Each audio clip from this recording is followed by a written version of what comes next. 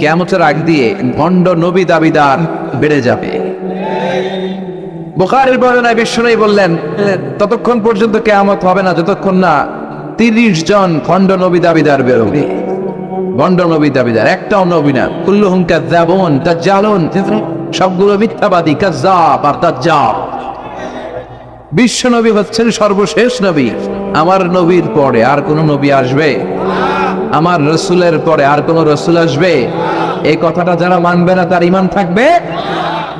মা কানা মুহাম্মাদুন আবা আহাদিম মির রিজালিকুম ওয়ালাকিন রাসূলুল্লাহি ওয়া খাতামান নাবিয়্যিন। মুহাম্মদ তোমাদের কোন ছেলেদের পিতা নয়, তিনি হলেন আল্লাহর রাসূল, তিনি হলেন শেষ রাসূল। খাতামান নাবিয়্যিন, সাইয়েদনা আদম থেকে শুরু করে নবী আসার যে ধারাবাহিকতা, এটা বিশ্ব নবীর মাধ্যমে এই চেইনটাকে কাট আপ করে দিয়েছে কে? আমার নবীর পরে কোনো নবী নাই। বিশ্ব নবী বলতেন, লা নাবিয়্যা বা'দি ওয়ালা রাসূলা, আমার পরে নবীও নাই, রাসূলও নাই, তবে লাউ কানা বা'দি নাবিয়্যুন লাকানা উমর, আমার পরে যদি কেউ নবী হতো আমার সাহাবী ওমর নবী হয়ে যেত। প্রভু তুমি বলেছ রাসূল দেবে না, বলনি দেবে না ওমর, বলনি দেবে না হামজা তারিক, খালিদ বিজয়ী সমর। প্রভু তুমি বলেছ রাসূল দেবে না, বলনি দেবে না ওমর, বলনি দেবে না হামজা তারিক, খালিদ বিজয়ী সমর। প্রভু তুমি বলেছ রাসূল দেবে না। সুবহানাল্লাহ পড়েন। ওমর ফারুক নবী হয়ে যেত, এমন কোয়ালিটি ছিল। আসাদুহুম ফি আমরিল্লাহি উমর, আল্লাহর আইন বাস্তবায়নের ক্ষেত্রে গোটা বিশ্বের মধ্যে সবচেয়ে শক্ত ছিলেন সাইয়েদনা ওমর।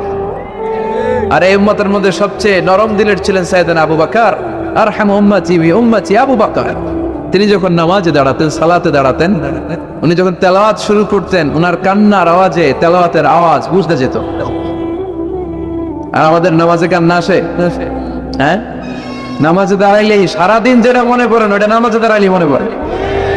আছে না নাই? নামাজেও দাঁড়ায়, আবার বিপিএল এ কি হইলো ওই টেনশন আছে না নাই? নামাজও পড়ে, আবার বাসা থেকে আউট। এখন তো আবার উনি কি এমপি না, মাননীয় এমপি মাশরাফি। এমপি বললে কেমন জানে লাগে?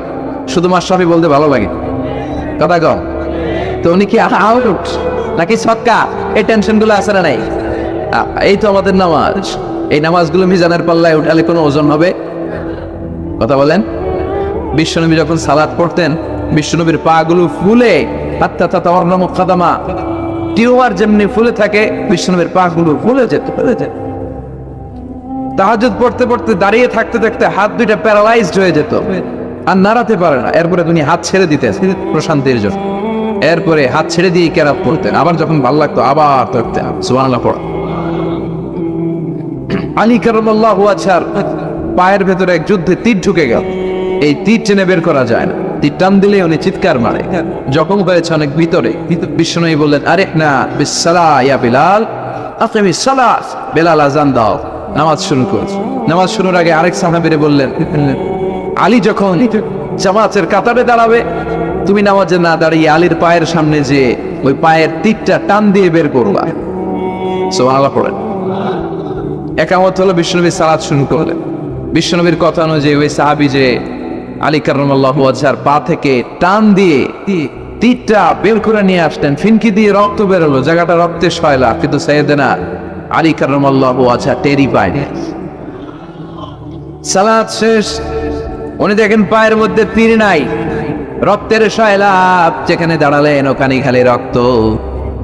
বিশ্বনবীর বললেন, ও নবী আমার পায়ের তীর কই? বিশ্বনবী বললেন, আলী রে, আমি জানি তুমি যখন যায় নামাজের জন্য দাঁড়িয়ে যাও, দিন দুনিয়ার হুঁশ তোমার থাকে না, তোমার হৃদয়টা এখানে থাকে না, দেহটা এখানে থাকে, হৃদয়টা চলে যায় আল্লাহর আরশের উপরে। উনাদেরও নামাজ, আমাদেরও নামাজ। সাহাবারা যখন মরুভূমিতে নামাজ পড়তেন, মরুভূমির পাখিগুলো এসে সাহাবাদের মাথার উপরে বসে যেত। পাখিগুলো মনে করতো এগুলো মরুভূমির খেজুর গাছটা সব। কি হবে? কারণ নড়ে চড়ে না তো, আমাদের মতো তো এরকম দাড়ি চুলকা না, এরকম জামা ঠিক করে না, দাঁড়াইছে তো দাঁড়াইছে। সুবহানাল্লাহ পড়েন। তো ইবাদতে এরকম আন্তরিকতা, একাগ্রতা দরকার আছে না নাই?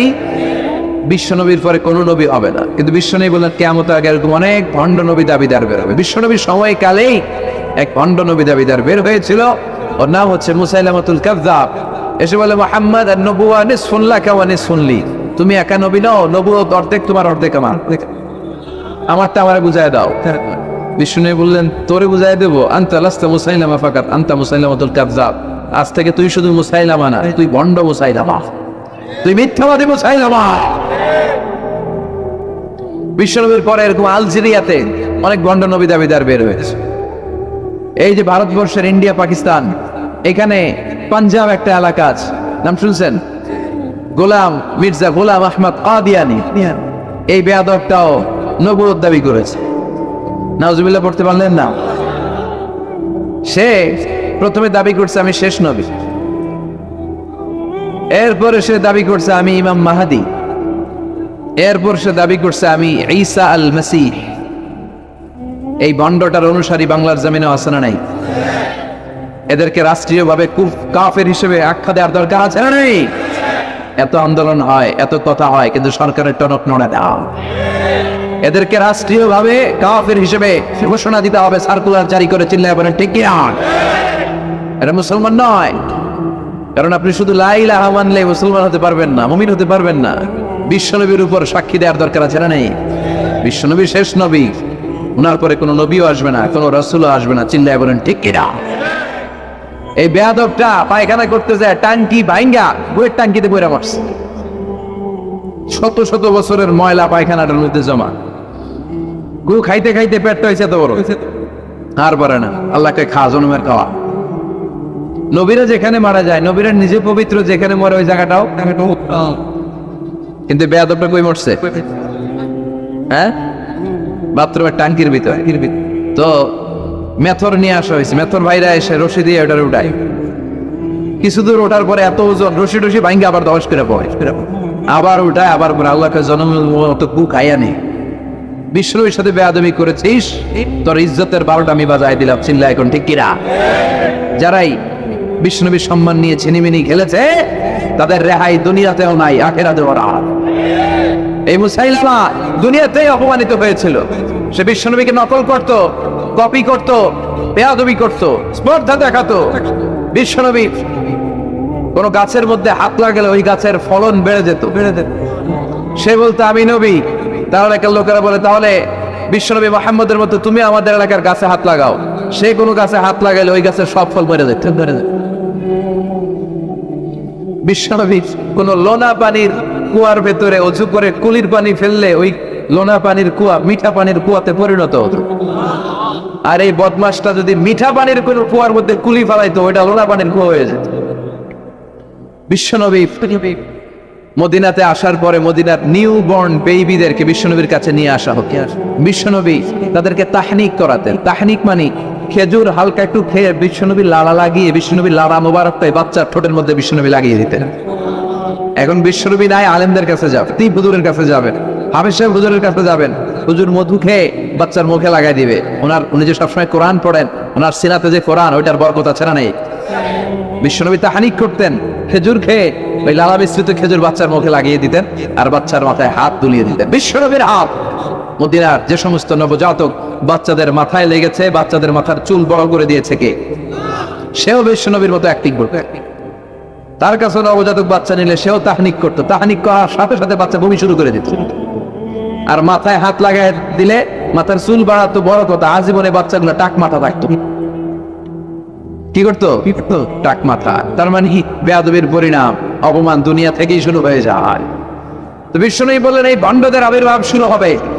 আমাদের এই সমাজে ভণ্ড আছে না নেই?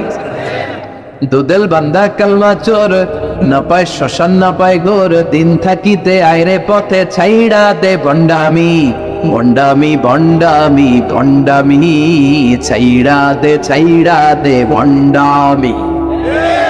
নামাজ কালাম পড়ে না, ইবলিস শয়তানের নানা। আসলে এরকম ইসলামের লেবাস লাগায়, দাড়ি রাখে, চুল বড় রাখে, জট পাকায় রাখে, রোজা নাই, নামাজ নাই, পরিচ্ছন্নতা নাই, আতর নাই, গোসল নাই, আছে না নাই? এরকম বন্ড পীর আছে না নাই? হক্কানি পীর যারা, তাদের বিরুদ্ধে আমার কোনো কথা নাই। কারণ এদেশে অনেক লক্ষ লক্ষ হিন্দুরা এই হাক্কানি পীরদের হাতে হাত রেখে কালিমা পড়ে মুসলমান হয়েছে। তাদেরকে আমরা সাপোর্ট করি। আমাদের বিরুদ্ধাচারণা হুঙ্কার হচ্ছে ভণ্ডদের বিরুদ্ধে। এই দেশে এত ভণ্ড পীর, এই দেশে যত ভণ্ড পীর আছে অনেক দেশের জনসংখ্যাও এত নাই। কথা বলেন, অনেক ভণ্ড পীর আছে সারা বছর নাকি গোসল করে না, বছরে করে একবার ওই গোসলের পানি মুরিদরা খায় সব সময়। আছে না নাই? এগুলোর সাথে আমাদের কোনো সম্পর্ক? বিষ্ণু বললেন এরকম ভণ্ডদের আবির্ভাব সমাজে হবে কিয়ামতের আগে। এই আলামতটা সমাজে আছে না নাই? দেখেন বিষ্ণুনবী যাই বললেন অক্ষরে অক্ষরে মিলে যায়। এরপরে বিষ্ণুনবী ফরমান কাসরাতুল হারাজ, কিয়ামতের আগে হারাজ বেড়ে যাবে। সাহাবারা বললেন ওমাল হারাজ ইয়া রাসূলুল্লাহ, হে নবী হারাজ কি? বিষ্ণুনবী বললেন হাদা হুয়াল হারাজ, হাদা হুয়াল হারাজ। কি বুঝলেন? মারামারি, কোপাকুপি, যুদ্ধ আছে না নাই? আমরা কি যুদ্ধ চাই? যুদ্ধ নয় আর যুদ্ধ নয়, নয় আর কোন তাজালা, সেই পৃথিবী আমাদের সকল মানুষের হোক নিরাপদ আবাস, সেই পৃথিবী আমাদের সকল মানুষের হোক নিরাপদ আবাস। We don't want to see anyone in the whole world, we don't want to see anyone in the whole world. ঠিক কি না? আমরা কোনো যুদ্ধ দেখতে চাই না, মারামারি দেখতে চাই না, অন্যায় হত্যাকাণ্ড বিচার বহির্ভূত কোনো হত্যাকাণ্ড আমরা এদেশে দেখতে চাই না। বিষ্ণুই বললেন কিয়ামতের আগে এগুলো বেড়ে যাবে, বেড়ে যাবে। বিষ্ণুই বললেন যে হত্যা করবে সে জানবে না কেন আমি হত্যা করলাম। এরকম হত্যা দেশে আছে না নাই? উপরের নির্দেশ, উপরের টেলিফোন শুট করো, পোশাকি বাহিনী পিস্তল আছে শুট করে দিল, কিন্তু কেন সে মারলো ওই সৈনিক জানে না। এরকম আছে না নাই? আবার যে নিহত হইল সেও জেনে মরতে পারলো না যে আমি কেন বললাম। কথা কন। আহা, এই বাংলার বিভিন্ন নদীতে মাঠে ঘাটে হাত বাঁধা, পা বাঁধা, চোখ বাঁধা, বস্তাবন্দি করা লাশ পাওয়া যায় কি যায় নাই? এই দুনিয়ায় তারা বিচার পায় নাই, কিন্তু এগুলোর বিচার আছে না নাই? এগুলোর বিচার যদি না থাকতো, the worldly life will be a joke. এই পৃথিবীটা একটা জোকিং হইতো, জোকিং। জোক করার জন্য আল্লাহ পৃথিবী বানায় না। যেগুলোর বিচার এই জমিনে আমরা পাই নাই, সেগুলোর বিচার আখিরাতে হবে। সেদিন হবে আসল বিচার, সেদিন হবে ফাইনাল খেলা। সেদিন হবে কি খেলা? বিশ্বাস হয়? অপেক্ষা আছে না নাই? সবগুলোর বিচার হবে ইনশাআল্লাহ। বলেন, আপনার জমি মেরে খাইছে, দুনিয়ায় বিচার পান নাই, আহকামুল হাকিমিনের বিচার আছে না নাই? আপনাকে অন্যায় ভাবে আঘাত করেছে, দুনিয়ার বুকে বিচার পান নাই, আখিরাতে বিচার আছে না নাই? বিষ্ণুই বললেন এই মারামারিটা বেড়ে যাবে কিয়ামতের আগে। এখন দেখেন খালি মারামারি, কোপাকুপি। 2 টাকার টেম্পো ভাড়া লইয়া একজন একজনের মেরা ফেলাইছে। কয় টাকা? নাউজুবিল্লাহ পড়বেন না? আল্লাহ এই ফিতনা থেকে তুমি আমাদের বাঁচাও। এরপর মিশনে বললেন দিয়াউল আমানা, কিয়ামতের আগ দিয়ে আমানতের খেয়ানত হবে। এটা আমাদের সমাজে আছে না নাই? বিষ্ণুই বললেন কিয়ামতের আগ দিয়ে আমানতের খেয়ানত হতে থাকবে। ইদা দুইয়াতিল আমানাতু ফান্তাযিরিস সাআ। সাহাবারা প্রশ্ন ছুড়ে দিলেন, ইয়া রাসূলুল্লাহ মাতা সাআ, কখন কিয়ামত হবে? বিষ্ণুই বললেন ইদা দুইয়াতিল আমানা, যখন আমানতের খেয়ানত হবে তখন কিয়ামত হবে। সাহাবীরা আবার প্রশ্ন ছুড়লেন কাইফা ইদাআতুহা ইয়া রাসূলুল্লাহ, হে নবী আমানতের খেয়ানত কেমন করে হবে? বিষ্ণুই বললেন ইদা উসসিদাল আমরু ইলা গায়রি আহলিহি ফান্তাযিরিস সাআ, যে লোকটা যেই চেয়ারে বসার যোগ্য নয় তাকে যখন ওই চেয়ারে বসিয়ে দেওয়া হবে তখনই কিয়ামত হয়ে যাবে। এরকম আমানতের খেয়ানত তো বুঝবারে নাই। ধরেন একজনকে আপনারা প্রধান বক্তা হিসেবে দাওয়াত দিলেন, জানে না কোরআন, জানে না হাদিস, জানে না বক্তৃতা, এটা কিয়ামতের আলামত না? এটা আমানতের খেয়ানত না? এই দেশের শিশু বক্তা আছে না নাই? কথা কন। আহা, এদিকে আর কি মানুষ হয়েছে? শিশু বক্তা হইলে 3 গুণ হবে, বিল্ডিং টিল্ডিং ভাঙ্গা, প্যান্ডেল ম্যান্ডেল খুইলা অবস্থা সারা। এত মানুষ, ও যে কি বলে ও নিজেও জানে না, কি যে জানে না ওইটাই জানে না। সবকিছুর একটা বয়স আছে, তোমাকে পড়াশোনা করতে হবে, তোমাকে ডিগ্রি অর্জন করতে হবে, তোমাকে জানতে হবে, তোমাকে বিশ্লেষণ করার, অ্যানালাইসিস করার ক্ষমতা রাখতে হবে। ছোট বাচ্চা যদি মুরব্বির মতো কথা বলে আমরা এটার বেয়াদব বলি। আপনারা বই করে কি বলেন? বেয়াদব। পাশে খতিব সাহেব হুজুর এখানে হাফেজ সাহেব হুজুর, এখানে ইমাম সাহেব হুজুর, এখানে কামিল মাদ্রাসার প্রিন্সিপাল, এখানে জগৎ বিখ্যাত মুহাদ্দিস, আর সে বেয়াদবের মতো পায়ের উপর পা তুলে আঙ্গুল দাঁড়িয়ে দাঁড়িয়ে কথা বলে। এটা কিয়ামতের আলামত। এগুলো বন্ধ করেন, এগুলোর সাথে ইসলামের সম্পর্ক নাই। যারা কোরআনের কথা জানে, যারা আলেম, তাদেরকে দাওয়াত করেন, জ্ঞান গর্ভ আলোচনা করবে। আপনার জীবনকে উজালা করে দিবে কে? কিন্তু লোক জড়ো করার জন্য এগুলো করে। আহা, তাফসীর মাহফিলের ভিতরে এই সব খালি লোক দেখানো মানসিকতা। কে আসলে বেশি লোক হবে এরা দাওয়াত কর। মাহফিল হইলে এরা লাগবে, ওরে লাগবে, এরা লাগবে। আমগো অবস্থা হালুয়া টাইট। 15,000 দাওয়াত ইনভাইটেশনের মধ্য থেকে 90টা প্রোগ্রাম রেখেছে এই বছর। 15,000। এটা কিয়ামতের আলামত না? সুবহানাল্লাহ কয়। আর এটা কিয়ামতের আলামত কেন? আমার লাগবে কেন? আপনার এলাকায় মুহাদ্দিস নাই? আপনার এলাকায় মুফাসসির নাই? মিজানুর রহমান আজহারীকে লাগবে কেন? মিজানুর রহমান আজহারী যেখানে সুযোগ হবে 2-4 জায়গায় প্রোগ্রাম করবে। এখন তো ইউটিউবে সব দেখা যায় যে এত চ্যানেল, অনেক মাহফিলে এত শ্রোতাও নাই।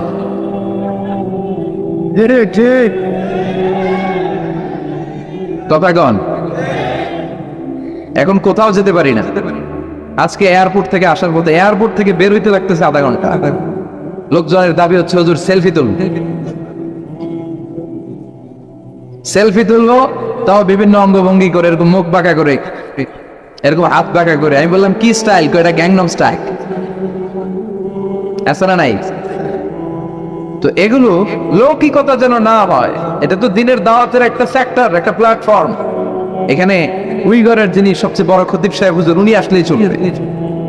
বড় আলেম উনি আসলেই চলবে। পাবনা জেলার বড় আলেম পাবনায় কথা বলবে, আর অন্যান্য জেলার যদি সুযোগ হয়। কিন্তু এমন ভাবে এটারে আমরা একটা আক্রমণাত্মক জায়গায় নিয়েছি। একটা ডেটের জন্য মানুষ সিআইপি ভিআইপি দিয়ে ট্রাই করে, এটা ঠিক না। এই টেন্ডেন্সি থেকে আমরা যেন বেরিয়ে আসি। আমরা আমাদের দরকার ইখলাস। কি দরকার? ইখলাসের বড় অভাব। আবার মাহফিলে গেলে আমাদেরকে অনেক ক্রাইটেরিয়া দেয়, বলে হুজুর আপনার কিন্তু আজকে কাঁপাইতে হবে। আমি আসছি কোরআন থেকে কথা বলতে, এখানে কাঁপাকাঁপি হলে তো ভূমিকম্প হয়ে যাবে। কথা বলেন। আবার বলে হুজুর আপনার কিন্তু আজকে জমাই দিয়া যাইতে হবে। কি করতে হবে? জমাইতে হবে। তো এগুলোর সাথে ইখলাসের কোনো সম্পর্ক আছে? আবার বলে হুজুর কেউ যেন না ওঠে, আপনার কিন্তু ধরে রাখতে হবে। মানে আমনে করে সবাই ধরে রাখতে হবে, পাও ধরে থাকেন। এগুলোর সাথে হেদায়েতের কোনো সম্পর্ক, এজন্যই তো সমাজে হেদায়েত নাই। মাহফিলের পরে মাহফিল হয়, ফজরের নামাজটা ঠিক মতো হয় না। হেদায়েত শূন্য, হেদায়েত নাই, ইখলাস নাই। কি উদ্দেশ্যে শুনতেছি এটা যেন খেয়াল করে আমল করতে পারে, এই টেন্ডেন্সিটা নাই। আসুন আমরা একটু থামি, স্টপ, থামেন। অনেক হয়েছে, আর না। ইসলাম কি বলে, কি শিখাতে চায়, কি বুঝাতে চায়, ওইটা বোঝার চেষ্টা করেন, ওইভাবে মানার চেষ্টা করেন। কে কি বললো দেখার দরকার না, এত লোক জড়ো হওয়ার দরকার নাই। আজকে যদি চ্যানেল একটাও না থাকতো, 10 জন বসে যদি আমার কথা শুনতো, কোনো সমস্যা আছে? কথা বলেন। এজন্য হেদায়েত তো সবচেয়ে বেশি জরুরি, ইখলাসটা জরুরি। আল্লাহর প্রতি ভয়, আস্থা, ভালোবাসা, এটা বেশি জরুরি। আল্লাহ তুমি ইখলাস দিয়ে আমাদের হৃদয়টাকে পূর্ণ করো। তাহলে এই যে লোক যে চেয়ারে বসার যোগ্য না, ওই লোক যদি ওই চেয়ারে বসে, কিয়ামতের আলামত আছে না নাই? চেয়ারম্যান হওয়ার যোগ্যতা যদি না থাকে, যদি চেয়ারম্যান হয়ে যায়, হ্যাঁ, সাইয়্যিদুল কওমি খাদিমুহুম, নেতা হবে তারা যারা মানুষকে খেদমত করবেন। খেদমত করার জন্য 1.5 কোটি টাকা খরচ করে চেয়ারম্যান ইলেকশন করে। 5 কোটি টাকা, এগুলো কেন? এই ট্রেডিশন দেশে আসলো কেন? উনি টাকা খরচ করবে কেন? ওনার চা খাওয়া দাওয়া, সিগারেট খাওয়া লাগবে কেন? উনি তো আমাদের খাদেম হওয়ার জন্য আসছে। উনি জনপ্রতিনিধি হয়ে দাঁড়াবে, যাকে আপনারা পছন্দ করবেন ভোট দিবেন না। হাজার হাজার কোটি টাকা, শোডাউন, সব আছে না নাই? কিয়ামতের আলামত। মসজিদের সভাপতির সাথে মসজিদের কোনো সম্পর্ক নাই, আছে না নাই? সব সভাপতিকে আমি এক পাল্লায় মেপে দিচ্ছি, বেশিরভাগের এই অবস্থা। ভালো 2-1 জন আছে, আমি জেনারেলাইজ করছি না। সভাপতি তো হবেন যিনি, যার সাথে মসজিদের দরদ বেশি, মায়া বেশি, মসজিদে যায় বেশি, ঠিক কি না? এখন বছরের না একবারে খুঁজে পাওয়া যায় উনি সভাপতি, উনি সেক্রেটারি, উনি ক্যাশিয়ার, আছে না নাই? তার মানে উনি এখানে বসার যোগ্য ছিল না, ওনারে বসানো হয়েছে। যেই লোক যেই চেয়ারে বসার যোগ্য না, তারা যখন ওই চেয়ারে বসিয়ে দেওয়া হবে, বিষ্ণু বললেন তখনই কিয়ামত হয়ে যাবে। কিয়ামতের আলামত আমানতের খেয়ানত, এটা অনেক বড় বিষয়। আমার সম্পদ আছে, এই সম্পদটা আল্লাহর দেয়া আমার কাছে আমানত। আমার শক্তি আছে, এই শক্তি আমানত। যুবক যারা আছো, তোমাদের যৌবনটা আল্লাহর দেয়া তোমাদের কাছে সবচেয়ে বড় নেয়ামত এবং আমানত। তোমরা এখন চাইলে অনেক কিছু করতে পারো, তোমাদের একটা সদিচ্ছা তোমাদের এলাকাটারে জান্নাতি বানিয়ে দিতে পারে। তোমরা চাইলে সাগরের স্রোতকে পাল্টে দিতে পারো, বাতাসের গতিকে উল্টে দিতে পারো, তোমরা ইতিহাস রচনা করতে পারো। বিষ্ণুনবী যখন তোমাদের মতো যুবক ছিল, তিনি হালাফুল ফুদুল যুব সঙ্গ করেছেন, গানের কনসার্ট করে নাই, যাত্রাপালা করে নাই, নাচানাচি করে নাই। উনি হাতে হাত রেখে বলছেন মক্কার বুকে কোনো টেন্ডারবাজি থাকবে না, মক্কার জমিনে কোনো চাঁদাবাজি থাকবে না, ধর্ষণ থাকবে না, মক্কার জমিনে কোনো দুর্নীতি চলবে না। যুবকদেরকে নিয়ে উনি এই কাজগুলো করেছেন। এখন একটার পর একটা আমানত আমরা খেয়ালত করে চলি। আমার সম্পদ আমার আমানত, আমার ছেলে মেয়ে আমার আমানত। আমার ছেলে কার সাথে মিশে, ও ডিশের কোন চ্যানেল দেখে, ও ইউটিউবে কোন সাইট ব্রাউজ করে, এটার ব্যাপারে কিয়ামতের দিন আমার জিজ্ঞেস করবে কে? কারণ এটা আমার। যিনি চেয়ারম্যান, পুরো ইউনিয়ন পরিষদ তার কাঁধে আমার। যিনি এমপি, ওনার এলাকায় কি ঘটে না ঘটে এটা খোঁজ খবর নেওয়া তার আমানত। মেম্বার অফ দ্য পার্লামেন্ট যিনি আছেন এই এলাকার, তার এলাকায় যদি ইয়াবার আড্ডা বসে, গাঞ্জার আসর বসে, এটার তার দায়ভার তিনি এড়াতে পারেন না। তার এলাকায় ধর্ষণ হলে এটার দায়ভার তিনি এড়াতে পারেন না। এটা তো আমার। যিনি মন্ত্রী, পুরো মন্ত্রণালয় এটা তার কাছে আমার। যিনি মাননীয় প্রধানমন্ত্রী, আমার 56,000 বর্গ মাইলের প্রতিটা ইঞ্চি মাটি তার হাতে আমার। এটা অনেক বড় বিষয়। আর মুমিনের বৈশিষ্ট্য হচ্ছে ওয়াল্লাযীনা হুম লিআমানাতিহিম ওয়া আহদিহিম রাউন। যারা বিশ্বাসী তারা কথা দিয়ে কথা রাখে আর আমানতের খেয়ানত করে। এজন্য আমানত পূর্ণ করতে রাজি আছেন? যেখানেই আমানত নষ্ট হবে সেখানেই কিয়ামতের ভয় আছে না নাই? দেখেন বিশ্বনবী কত চমৎকার করে দার্শনিকের মতো বলে গেলেন, যাই বলে গেলেন তার পুরোটাই সমাজের সাথে মিলে যায়। আমরা যেন আমানতের খেয়ানতকারী না হই, আমরা যেন আমানতকে সংরক্ষণ করতে পারি। আল্লাহ তুমি তৌফিক দাও। এরপর বিশ্বনবী বললেন তাতাউন ফিল বুনিয়ান, কিয়ামতের আগে বড় বড় টাওয়ার বানানোর প্রতিযোগিতা শুরু হয়ে যাবে। আছে না নাই? আজকে নারায়ণগঞ্জে ঢুকে, এটা যে নারায়ণগঞ্জ, যেটা আমি চিনতেই পারতেছি না। এত সুন্দর হাইওয়ে, এত বিল্ডিং, বিশাল বিশাল টাওয়ার, আগে ছিল এগুলো? কথা বলেন। আরব বিশ্বে দেখবেন বুর্জ আল খলিফা, জমজম টাওয়ার, এই টাওয়ার ওই টাওয়ার, একটার পর একটা টাওয়ার। বিশ্বনবী বললেন কাবার পাশে যে পাহাড়গুলো আছে, শুনতেছেন? মনোযোগ আছে? কষ্ট হচ্ছে না তো? কাবার পাশে যে পাহাড়গুলো আছে, কাবার পাশে টাওয়ারের উচ্চতা যদি পাহাড়ের চেয়ে উঁচু হয়ে যায়, জেনে রাখো কিয়ামত বেশি দূরে নাই, কিয়ামতের ছায়া তোমার উপরে ছায়া দিচ্ছে। এখন মক্কা শহরের পাহাড়ের চেয়ে হাইট বেশি এরকম বিল্ডিং আছে না নাই? কাবা ঘরের পাশেই তো একটা আছে, জমজম টাওয়ার, 120 তলা উঁচু। মক্কার ক্লক টাওয়ার 120 তলা, বিশাল বড় ঘড়ি লাগানো, এগুলো সব কিয়ামতের আলাদা। ওর 5 তলা, আমার লাগবে 10 তলা। ওর 2টা গাড়ি আছে, আমার লাগবে 4টা গাড়ি। ও তাহাজ্জুদ পরে আমারও তো পড়তে হবে, ওই টেনশন নাই। ওর মেয়ে হেজাব পরে, আমার মেয়েটারা হেজাব পড়াবো, ওই চিন্তা নাই। ওর ছেলে নামাজে যায়, আমার গাঞ্জা খোট্টারও নামাজে বানাবো, এই টেনশন করে না। খালি সম্পদ কেমনে বাড়াবে, দুনিয়াবি চিন্তা। এই পৃথিবীটা একটা ধোঁকা। বুইগরের ভাইরা, এই পৃথিবীটা একটা ধোঁকা। একটু থামেন, sit down and think about death. মৃত্যু সম্পর্কে ভাবেন। The most certain thing in our life is death. আমাদের জীবনের সবচেয়ে সুনির্দিষ্ট নিশ্চিত বিষয়টা হচ্ছে মরণ। মরা লাগবেই, চলে যেতে হবে, ঠিক কিনা? তো এই দুনিয়ার মায়াজালে আটকে পড়ে আমরা আখিরাতকে, মৃত্যুকে বেমালুম ভুলতে বসেছি। বিশ্বনবী বললেন কিয়ামতের আগে মানুষের টেন্ডেন্সি হবে, মানুষ বড় বড় ইয়াতাতাওয়ালুনা feel বুনিয়ান, people will start to compete constructing high rises building in the cities. সমাজে বড় বড় টাওয়ার বানানো শুরু করে দেবে। এটা আছে না নাই? এরপর বিশ্বনবী বললেন যুহুরুন নিসা আল কাসিয়াত আল আরিয়াত আল মাইলাত আল মুমিলাত, কিয়ামতের আগে পোশাক পরিহিতা নেকেড উলঙ্গ নারীদের সংখ্যা বেড়ে যাবে। দুই ঘরে মাশাআল্লাহ সব পর্দা মেইনটেইন করে, আশা করি। হ্যাঁ, স্থানীয়রা পর্দা করে, আলহামদুলিল্লাহ, আল্লাহ তুমি কবুল করো।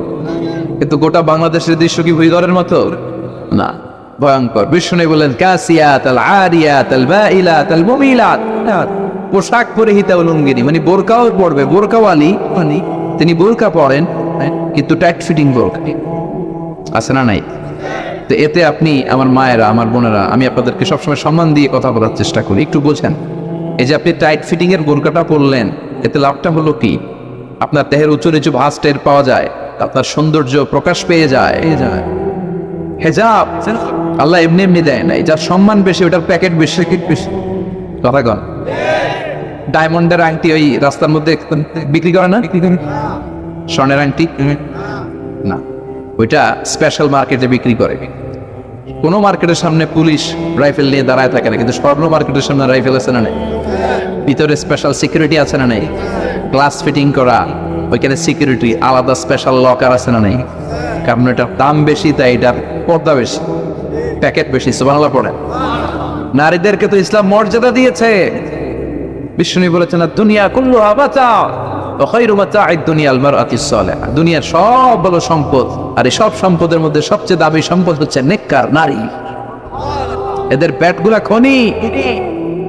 এই নেককার নারীগুলো যদি হেজাব মেনটেন করে, এই পেটগুলো থেকে আল্লাহওয়ালা বেরোবে, নাজমুস সাকিব বেরোবে, কারি আহমদ বিন ইউসুফ আল আজহারি বেরোবে, বড় বড় মুফাসসিরে কোরআন বেরোবে। আর যদি হেজাব না করে, জি বাংলা স্টার জলসা নিয়ে মশগুল হয়ে থাকে, হ্যাঁ, টেন্ডারবাজ, চাঁদাবাজ, ডাকাত, এগুলো বেরোবে। ওজনে কম দিবে, খাদ্যে ভেজাল দিবে, মাছে ফরমালিন দিবে, গাঞ্জার টাকার জন্য লাথি মেরে মারে ঘর থেকে বের করে দিবে। এজন্য নারীরা, আমার বোনেরা, আপনারা অনেক সম্মানিতা, নিজেদের সম্মান সম্পর্কে সচেতন হন। এই হেজাব আপনার অধিকার।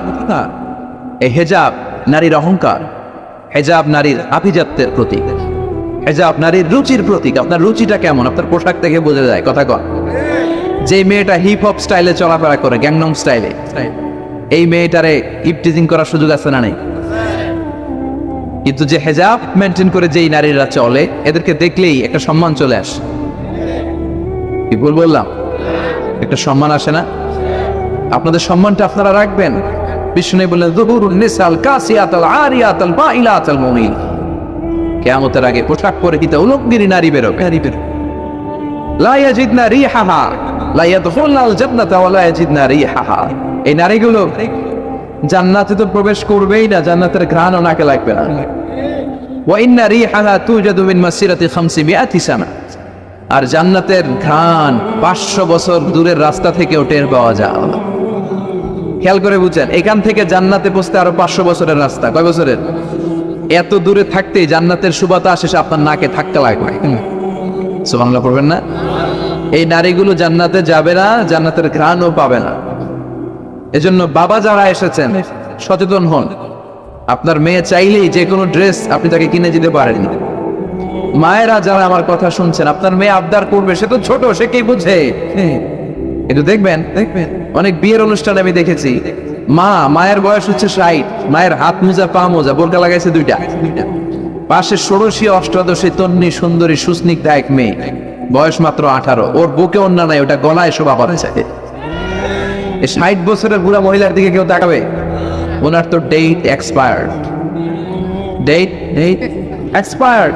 সৌন্দর্য যা ছিল সব শেষ, তার দিকে তাকাবে না। তার উঠতি বয়সের তরুণ মেয়েটার দিকে অনেকে তাকাবে, কারণ এটা জেনেটিক্যাল একটা ইস্যু। একটা পুরুষ একটা নারীর দিকে জেনেটিক্যালি আকৃষ্ট হবে, এটাই স্বাভাবিক, ঠিক কিনা? এজন্য আপনার হাত মোজা, পা মোজা আপনার দরকার ছিল না, আপনি পাতলা কাপড় বললেও সমস্যা নাই। কথা কন, হাত মোজা, পা মোজা দরকার ছিল আপনার যুবতী মেয়েটার হাতে, যুবতী মেয়েটার পায়ে। এজন্য আপনারা আপনাদের সম্মানকে বুঝবেন। যারা নারী স্বাধীনতার কথা বলে, নারী আন্দোলনের কথা বলে, এরা নারীদেরকে ঠকায়। এরা নারীদেরকে বিজ্ঞাপনের বিল বোর্ডে নগ্ন করে উপস্থাপন করে। রাস্তা দিয়ে হাঁটি, চোখ খুলতে পারি না। আমার মায়েরা, এরা আমার দেশের মেয়ে, এরা এই 56,000 বর্গমাইলের মেয়ে। এই মেয়েগুলোকে উলঙ্গ ভাবে হাফ নেকেড করে এই সিনেমা হলগুলোর পোস্টারগুলো যে দেওয়া হয়েছে, এতে সম্মান বেড়েছে না কমেছে? ওদিকে চোখ তুলে তাকানো যায়? এজন্য নারী স্বাধীনতার কথা যারা বলে, এদের কথায় ফাঁদে পা দিবেন না। এরা আপনাদের সম্মান বাড়াতে চায় না, এরা আপনাদেরকে বিল বোর্ডে উঠাতে চায়, আপনাদেরকে উলঙ্গ করে রূপালী পর্দায় উঠাতে চায়, টিভির পর্দায় আপনাদেরকে নেগেট করে উপস্থাপন করতে চায়। এদের ঘরেই নারীরা বেশি নির্যাতিত হয়, এদের কাজের মেয়েরাই বেশি নির্যাতিতা। আর সুযোগ পেলে এরা ধর্ষণে সেঞ্চুরি করতে দেরি করে না। এজন্য নারীদেরকে সম্মান দিয়েছে ইসলাম। আমার বোনেরা, আমাদের সম্মান যেন আমরা রাখতে পারি। আল্লাহ তুমি বোঝার তৌফিক দান করো। এরপরে বিষ্ণু বললেন, ইতাআতু যাওজা ওয়া উকুকুল কিয়ামতের আগে বিয়ে করার পরে ছেলেগুলো মাকে ভুলে গিয়ে স্ত্রীর পেছনে পেছনে দৌড়াবে, স্ত্রীর আনুগত্য করবে। এরকম নমুনা আছে না নাই? বই করে আছে? হ্যাঁ, কিছু কিছু মুরব্বী অনেক পজিটিভ, মাশাআল্লাহ, সবকিছু ইউনিক, কিছু কিছু অথবা নাই। এদিক থেকে আওয়াজ আসতেছে আছে, হয়তো কিছু কিছু আছে, কিছু কিছু নাই। জেনারেলাইজ করা ঠিক হবে না, ঠিক? তো এই জন্য মাকে ভুলে যাওয়া যাবে না। মায়ের দোয়া বড় দোয়া, মায়ের দোয়া সবার আগে কবুল। বুলেট মারলে বুলেট মিস হয়, মায়ের দোয়া মিস হয়? খবরদার। স্ত্রী চলে গেলে নতুন স্ত্রী পাওয়া যায়, মা মরে গেলে মা পাওয়া যায়? তাই বলে আমি বলছি না আপনার স্ত্রীকে ডিভোর্স দেন না, বুঝান, মাকেও বুঝান, স্ত্রীকেও বুঝানোর চেষ্টা করেন। সমাজের এখন সবচেয়ে বড় সমস্যাটা হচ্ছে শাশুড়িরা চায় আমি ডমিনেট করব, আমার এতদিনের গড়া সংসার। বউ এসে কয় না আমি আইছি মাগার আমি সব খেয়ে হলাম। আচ্ছা না নাই? এই যে সবাই ডমিনেট করতে যায়, এটা সমস্যা। সমাধানটা কি? সমাধানটা হচ্ছে আমাদের শাশুড়ি যারা আছে সমাজের, তাদের উচিত বৌমাটারে নিজের মেয়ের মতো মনে করা। নিজের মেয়ের যে এখানে বিয়ে দিছে ওইখানে কিন্তু খুব খোঁজ নেয়, মা তোর কি অবস্থা, তোর কষ্ট হইল কিনা, ইত্যাদি ইত্যাদি। কিন্তু ছেলের বউ করে যারা আনছে এর দিয়ে ইচ্ছে মতো কাজ করা, এরকম টাকা আছে না নাই? ডাবল স্ট্যান্ডার্ড, এটা ঠিক না। আর বৌমা যারা আছেন, ঘরের বৌমা, এরা শাশুড়িকে একটু মায়ের মতো মনে করেন না, কারণ একদিন আপনিও শাশুড়ি হতে চলেছেন, একদিন আপনিও শাশুড়ি হবেন।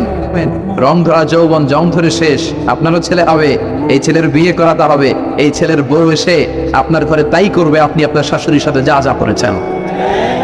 এই ছোট্ট হিসাবটা বুঝতে চায় না। শাশুড়ির উচিত বৌমাকে নিজের মেয়ের মতো করে আদর করা, যত্ন করা। বৌমাদের উচিত শাশুড়িকে মায়ের মতো সেবা করা। এই মিউচুয়াল আন্ডারস্ট্যান্ডিংটা থাকলে কোনো ঘরে আর ঝগড়া হবে? শাশুড়ি বৌমা আল্লাহ সবাই তুমি কবির করবো। তো কিয়ামতের আগে মারে ভুলে যাবে, মাকে ভুলে গিয়ে স্ত্রীর পেছনে পেছনে দৌড়াবে। খবরদার, খবর। আপনি নামাজি হতে পারেন, মুসল্লি হতে পারেন, হাজী সাহেব হতে পারেন, কিন্তু মা যদি বদদোয়া দেয় আপনার সব শেষ, দুনিয়াও শেষ, আখিরাতও শেষ। মায়ের মর্যাদা বাবার চেয়ে 3 গুণ বেশি। হামালা ছোট বহু, কারণ বাবা পেটে ধরে নাই, পেটে ধরছে কে? ওয়াহানা না আলা ওয়াহান, 8 মাস 10 মাস এই বোঝাটা বাবা বহন করে নাই, করলো কে? ফিসালুহু ফি আমাইন, 2 বছর বাবা দুধ খাওয়ায়নি, দুধ খাওয়ালো কে? মায়ের এক ধার দুধের দাম কাটিয়া গায়ের চাম, বাপস বানাইলে ঋণের শোধ হবে না, এমন দরদি ভাবে কেউ হবে না আমার বাহাগু। ঠিক কিনা? ঠিক। লাউ কাতাআতা জিলদাক, আপনার গায়ের চামড়া কেটেও যদি মায়ের পায়ের জুতা বানিয়ে দেন, কি বানিয়ে দেন? কি দিয়ে? গায়ের চামড়া দিয়ে। এই যে 2 বছর যে দুধ খাইলাম, এই দুধের 1 ফোঁটা দুধের সুদটাও আদায় হবে না। এজন্য খবরদার, মাকে যেন আমরা বলে না যাই মা দোয়া করতে দেরি, ওই দোয়া কবুল হতে। আমরা ছোটবেলায় যে কত কষ্ট দিয়েছি, সবচেয়ে বেশি কষ্ট যখন দিয়েছি মাকে, ওই স্মৃতিগুলো আমাদের মনে পড়ে না। আপনার বয়স যখন 1 বছর, আপনি স্মৃতি হাতরে এত দূর যেতে পারবেন? 1 বছর বয়সে কি কি কষ্ট দিয়েছিলেন মনে আছে? মানুষের বয়স যখন 2, 3, 4 হয়, 4-5 বছর বয়সে, তখন তার কথাগুলো খেয়াল থাকে। কিন্তু সবচেয়ে কষ্ট কিন্তু মাকে বাবাকে আমরা দিয়েছিলাম যখন আমাদের বয়স 1-2 বছর ছিল। আর মায়ের পেটের ভিতরে যখন ছিলাম তখনও কষ্ট দিয়েছি কি দেই নাই? এক একটা লাথি যখন মেরেছি আমার মা বেহুশ হয়েছে। আমাকে আপনাকে জন্ম দিতে যে আপনাদের মা কতটা কষ্ট করেছেন খেয়াল করে শুনুন। চিকিৎসা বিজ্ঞানীরা বলে একজন সুস্থ মানুষ 45 ইউনিট পেইন, মানে ব্যথা, একসাথে সহ্য করতে পারে। ব্যথার তীব্রতা, সিভিয়ারনেস যদি এর চেয়ে বেড়ে যায়, হয়তো লোকটা বেহুশ হয়ে যাবে, না হয় মরে যাবে। কিন্তু আমার আর আপনার মা, আমাকে আর আপনাকে জন্ম দিতে যে ওই ডেলিভারি যখন দিয়েছিল, 57+, 57 ইউনিটেরও বেশি ব্যথা তিনি সহ্য করেছিল। যেটা কোনো অ্যাক্সিডেন্টে আমাদের দেহে প্রত্যেকের 206টা হাড়টি, কোনো সড়ক দুর্ঘটনায় আপনার দেহের 20টা হাড়টি একসাথে টাস টাস করে ভেঙে গেলে যত ব্যথা, তার চেয়েও বেশি ব্যথা। যেন খবরদার, খবরদার, মাকে যেন আমরা ভুলে না যাই।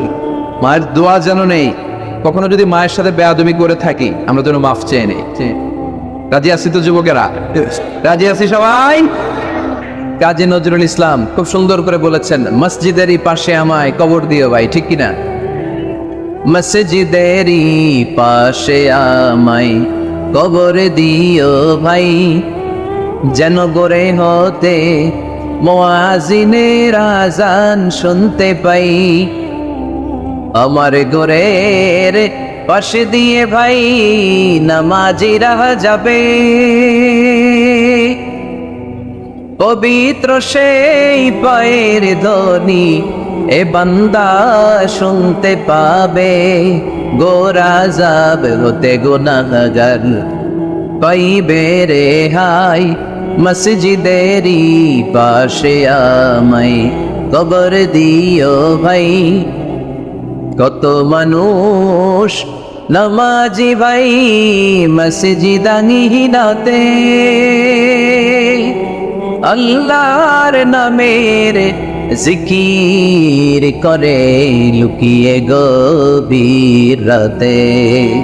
আমি তাদের সাথে ওই আল্লাহর নাম জপতে চাই, আল্লাহর নাম জপতে চাই। পড়েন সবাই, মসজিদেরই পাশে আমায় কবর দিও ভাই, যেন গড়ে হতেও মুয়াজ্জিনের আযান শুনতে পাই। চিল্লায় পড়তে হবে আমিন। কি দরদ ছিল আমাদের জাতীয় কবি কাজী নজরুল ইসলামের, মসজিদের পাশে আল্লাহ তুমি আমার কবর দিও। আল্লাহ এই দোয়াটা কবুল করে নিয়েছে, ঠিক কিনা? আপনার কবরের পাশে মসজিদ আছে না নাই? আছে। এজন্য মসজিদের সাথে সম্পর্ক জুড়ে দেওয়া এটা ইমানদারের আলামত, আর মসজিদকে ঘৃণা করা এটা মুনাফিকের আলামত। এজন্য আমরা যেন আমাদের হৃদয়টাকে মসজিদের সাথে জুড়ে দেই, মসজিদের সাথে যেন সুসম্পর্ক থাকে। মসজিদ সবার, মসজিদ নিয়ে দলাদলি নাই। দলাদলি আছে অনেক জায়গায়, হানাফি মসজিদ, আহলে হাদিস মসজিদ এরকম আমরা দেখি বা শুনি, এটা ঠিক না। হানাফি মসজিদ বলে কোনো কথা নাই, আহলে হাদিস মসজিদ বলে কোনো কথা নাই। মসজিদ সবার। ছোট্টখাট্ট বিষয় নিয়ে মসজিদে মারামারি, একজন হাত তোলে আরেকজন তোলে না, কিলাকিলি আছে না নাই? একজন বলে জোরে আমিন, আরেকজন আস্তে আমিন, মারামারি আছে না নাই? এগুলো কি মারামারি করার কোনো বিষয়? কথা বলেন। সালাতে ফরজ আছে, ওয়াজিব আছে, সুন্নাহ আছে, খেয়াল করে বুঝবেন। ফরজ যদি নষ্ট হয় সালাত ভঙ্গ হয়, you have to repeat your সালাত। ওয়াজিব নষ্ট হলে সালাত ভঙ্গ হয় না, নতুন করে পড়া লাগে না, সেজদায় সাহু দিলেই সালাত আদায় হয়ে যায়। আর সুন্নাহ নষ্ট হলে নামাজ নষ্টও হয় না, নতুন করে পড়াও লাগে না, সৌ সেজদাও লাগে না, নামাজ আদায় হয়ে যায় সুন্নাহ নষ্ট হলে। এই যে হাত তোলা না তোলা এটা সুন্নাহ, আমিন জোরে বলা না বলা এটা কি সুন্নাহ, যেটা কোনো কারণে কেউ না করলেও তার নামাজ কবুল করে নিবে কে? আর এই সব সুন্নতগুলো বাংলাদেশে গিলাগিলি, মৌলভীবাজারে মাশাআল্লাহ এগুলা নাই, এখানেও আছে। এগুলার অবসান ঘটুক, আমরা চাই কি চাই না? আর কত এই ছোটখাটো বিষয় নিয়ে আমরা এই বিভেদের প্রাচীর আর দেয়ালকে উঁচু করবো আমাদের মাঝখানে? কবে আমরা ঐক্যের সিন্ডিকেট করব? কবে? আর কবে সাদা মনের মানুষ হব? কবে? আর কত? অনেক হয়েছে, আর না, এবার থামেন। বিভেদের প্রাচীরকে ভেঙে চুড়িয়ে দেন, ঐক্যের এমন সিন্ডিকেট করতে হবে যাতে কোনো অপশক্তি ঐক্যকে ভাঙতে না পারে, বানচাল করতে না পারে। চিল্লায় বলে ঠিক কিনা? এজন্য মিউচুয়াল রেসপেক্টের দরকার, পারস্পরিক শ্রদ্ধাবোধ সব ক্ষেত্রে, রাজনীতিতে, সামাজিক অ্যাক্টিভিটিসে, আমাদের আলেম ওলামাদের মধ্যে পারস্পরিক শ্রদ্ধাবোধের দরকার, মিউচুয়াল রেসপেক্ট। কেউ কাউরে রেসপেক্ট করে না, আমি যেটা বুঝছি এটাই সব, বাকি সব হারাম, এরকম বলে না অনেকে? এরকম যেন না করি। তাহলে মসজিদ সবার। মসজিদ, আল্লাহর হাবিব সাল্লাল্লাহু আলাইহি ওয়াসাল্লাম খ্রিস্টানদেরকে মসজিদে ঢুকতে দিয়েছেন, আর আমরা মুসলমান ভাইয়ের জন্য মসজিদে তালা ঝুলাই দেই, আছে না নাই? আল্লাহর হাবিব সাল্লাল্লাহু আলাইহি ওয়াসাল্লাম কোথাও গেলেই প্রথমে মসজিদ বানাতেন। কি বানাতেন? মসজিদ বানাতেন। মক্কা থেকে হিজরত করে মদিনায় আসলেন, কুবায় থাকলেন কয়েক সপ্তাহ। কুবা পল্লীতে তিনি মসজিদ বানালেন, মসজিদ কুবা। ওখানে প্রতি শনিবার কেউ যদি ওযু করে ওখানে যে 2 রাকাত নামাজ পড়ে, একটা কবুল উমরার সওয়াব আল্লাহ তাআলা তার আমলনামায় দিয়ে দেয়। মসজিদে কুবা বানালেন।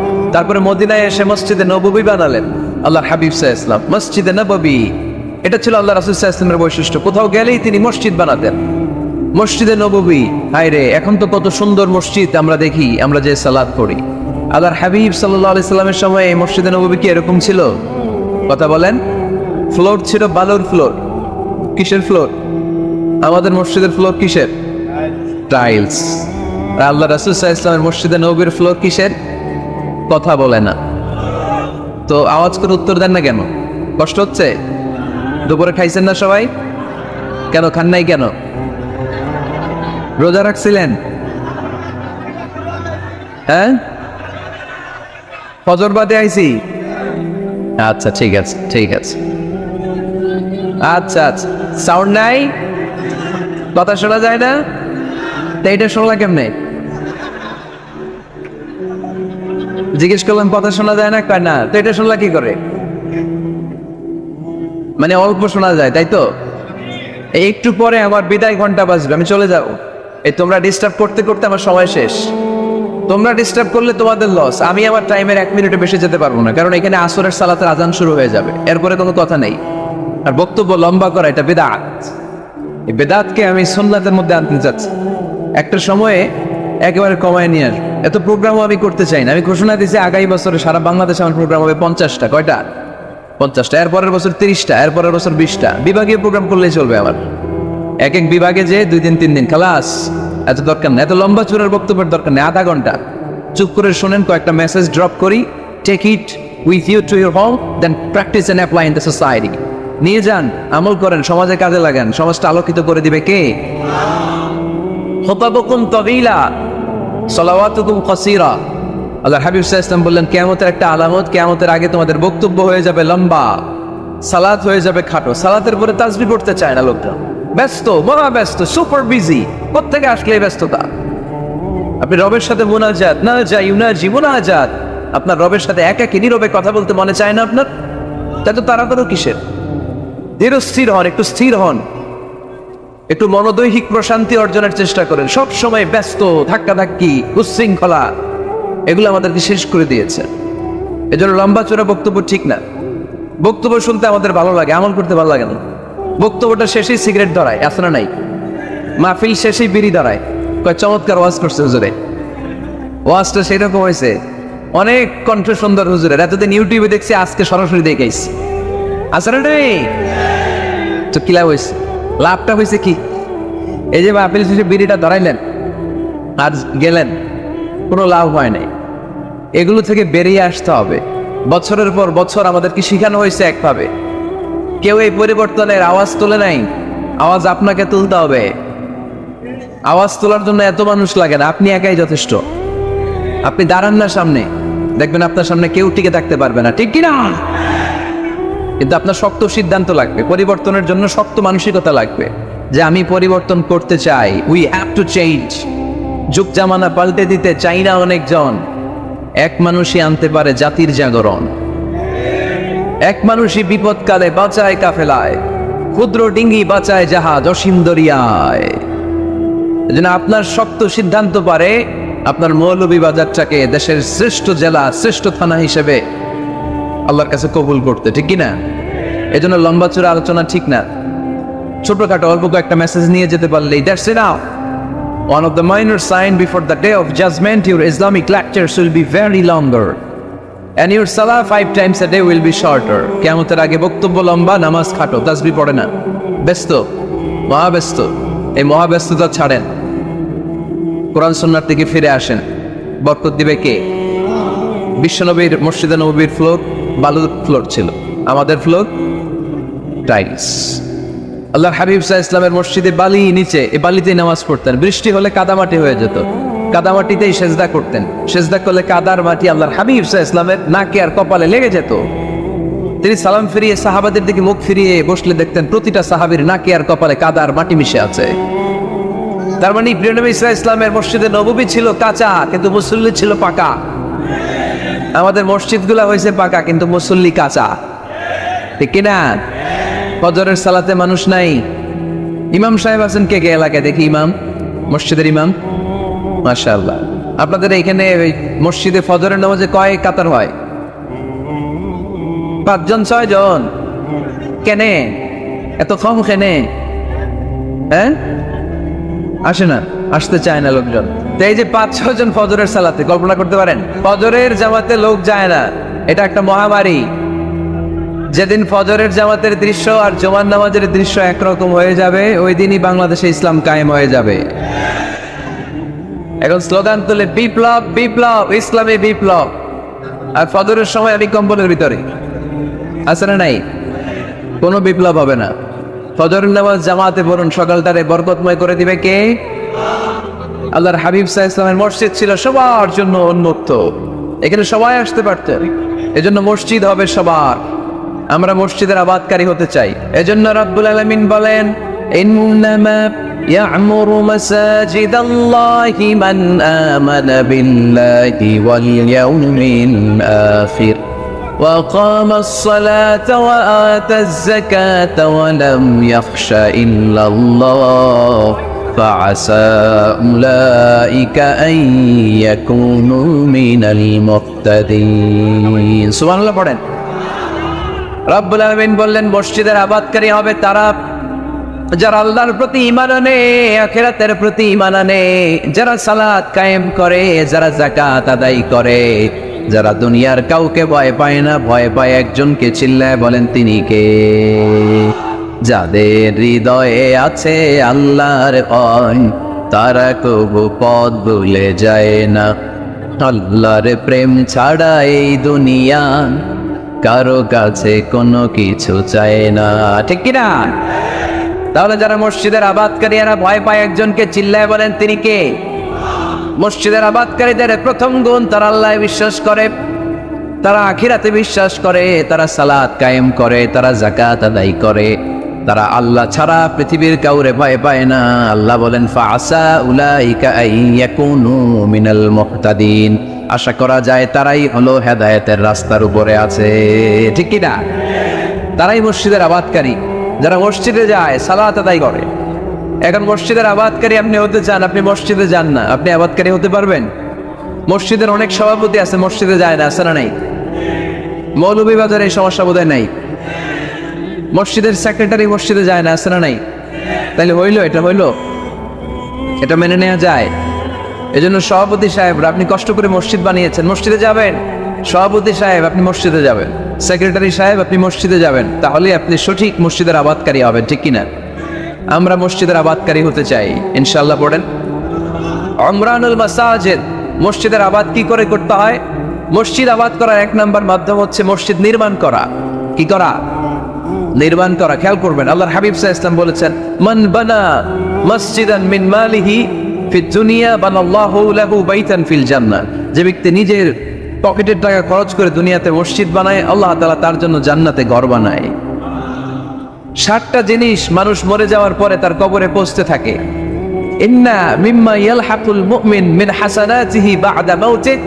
মানুষ মরে যাওয়ার পরেও যে 60টা জিনিস তার কবরে পৌঁছায়, তার মধ্যে একটা হচ্ছে মসজিদান বানাবু। সে যে মসজিদ বানিয়ে গিয়েছে, ওই মসজিদের সওয়াব। সুবহানাল্লাহ পড়ে। আপনি টাকা দিয়ে মসজিদ বানিয়ে দিলেন, ওই মসজিদে মুসল্লিরা নামাজ পড়ে, রোজাদাররা এসে ওখানে ইফতার খায়, তাহাজ্জুদ আদায়কারীরা তাহাজ্জুদ পড়ে, তাদের সওয়াবের কমতি হবে না, কিন্তু তাদের সওয়াবের একটা পার্সেন্টেজ সওয়াব যে ব্যক্তি মসজিদ বানালো তার আমলনামায় আল্লাহ ঢুকিয়ে দেয়। এজন্য বেশি বেশি মসজিদ বানাতে রাজি আছেন তো? তাহলে মসজিদ আবাদ করার প্রথম মাধ্যম হচ্ছে মসজিদ বানানো। 2 নাম্বার মাধ্যম হচ্ছে মসজিদে যে জামাতে সালাত আদায় করা। জামাতে সালাতুল জামাআ তাফদুলু সালাতাল ফারযি ব27 দারাজা। ঘরে নামাজ পড়লে একা একা বললে যেই সওয়াব, জামাতে বললে 27 গুণ বেশি সওয়াব। সুবহানাল্লাহ বলতে পারলেন না? হে নামাজি আমার ঘরে নামাজ পড়ো আজ, দিলে মে তোমার চরণ তলে হৃদয় যায় নামাজ। হে নামাজি আমার ঘরে নামাজ পড়ো আজ, দিলে মে তোমার চরণ তলে হৃদয় যায় নামাজ। পড়েন আল্লাহু আকবার। কি সুন্দর লিখেছেন কাজী নজরুল ইসলাম। মসজিদ কেমন যেন মসজিদ তার নিজের ভাষায় আল্লাহর কাছে কেঁদে কেঁদে ফরিয়াদ জানায়, আল্লাহ নামাজিরা আমার ঘরে আসে না, কি সুন্দর টাইলস, কি সুন্দর মুসল্লা, কি সুন্দর এয়ার কন্ডিশন, সব আছে কিন্তু মুসল্লি নাই, ঠিক কিনা? মসজিদুল্লাহ আল্লাহর কাছে ফরিয়াদ জানায়। এজন্য আমরা যেন মসজিদ মুখী হই। কি মুখী? আওয়াজ করে বলতে হবে কি মুখী? মসজিদ মুখী। তাহলে মসজিদ আবাদের 1 নম্বর পদ্ধতি মসজিদ বানানো, 2 নম্বর মসজিদে বেশি বেশি যে জামাতে সালাত আদায় করা, 3 নম্বরে মসজিদের সাথে সম্পর্ক জুড়ে দাও, হৃদয়টা যেন সবসময় মসজিদের সাথে লেগে থাকে। আল্লাহর হাবিব সাল্লাল্লাহু আলাইহি ওয়াসাল্লাম বললেন, সাবাআতুন ইউযিল্লুহুমুল্লাহু ফি যিল্লি ইয়াওমা লা যিল্লা ইল্লা যিল্লু। 7 শ্রেণীর ব্যক্তিকে আল্লাহ তাআলা কিয়ামতের দিন আরশের নিচে ছায়া দিবে, যেদিন আল্লাহর আরশের ছায়া ছাড়া কোনো ছায়া পৃথিবীতে থাকবে না। সেই দিনটা কি এই দিনের মতো? কিয়ামতের দিনটা আজকের এই দিনের মতো হবে? 50,000 বছর হবে। এটা লেন্থ, এটা ডিউরেশন।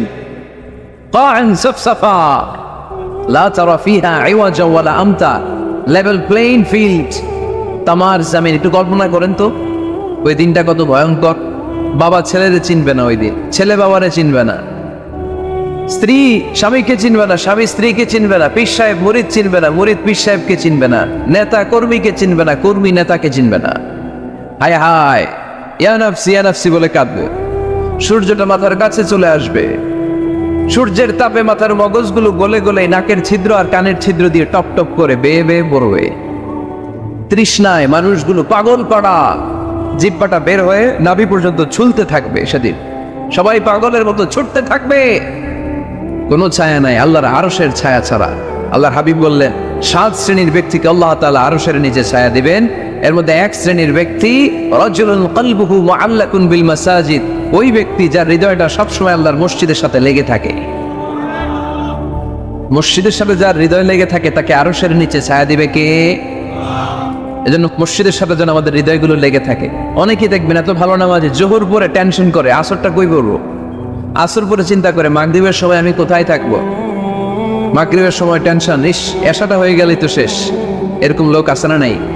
এদেরকে সেই কঠিন ভয়াবহ দিনে আরশের নিচে ছায়া দিবে কে? তারপরে মসজিদ আমাদের 4 নম্বর পদ্ধতি, মসজিদকে পরিচ্ছন্ন রাখা, মসজিদকে ঝাড়ু দেয়া। মসজিদকে যারা পরিষ্কার করে তাদের হৃদয়ের যন্ত্রণা দূর করে দেয় কে? সাইয়েদনা ইব্রাহিম আলাইহিস সালাম এবং ইসমাঈল আলাইহিস সালামকে আল্লাহ তাআলা আদেশ করেছেন, তাহহিরা বাইতিয়া লিত-তাইফ